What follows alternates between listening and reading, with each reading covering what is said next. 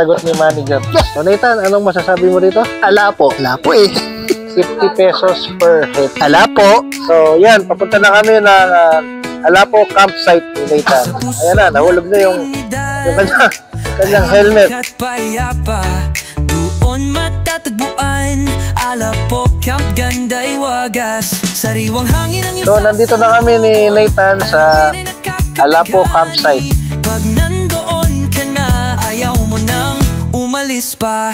Kaya tara na, sa Alapo tayo'y mamasyal, kasama ang barkada o buong pamilya. Mag-register kami.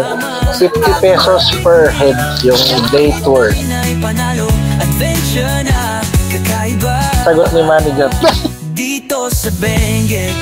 So ayan, nakapag-register na si Nathan. Yan.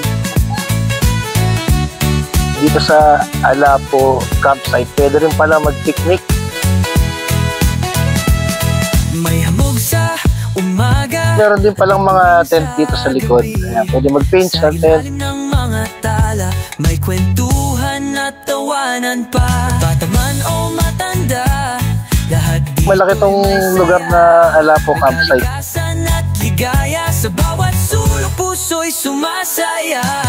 Sa bandang baba ng Alapo, may mga tent tent. Sa mga puno damuhan, dito sa Alapo Camp, sama-sama. Ito yung kubo na pwede naman ding rentahan. Sa Alapo tayo'y mamasyal, kasama ang barkada o buong pamilya isama. Meron din dito nga swing. Kahit alin ay panalo, adventure na kakaiba.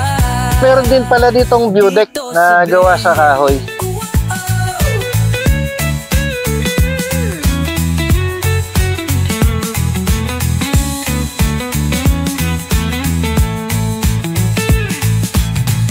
Punta na po kayo rito sa Alapo. Ang ganda ng lugar, ang lamig. Saka pwede mag-overnight. Please enjoy the view, let your worries drift away with the blue. Sulit ang bawat sandali habang ikaw ay nandirito. Kumpletong bakasyon vibes, di mo na kailangan pang lumayo.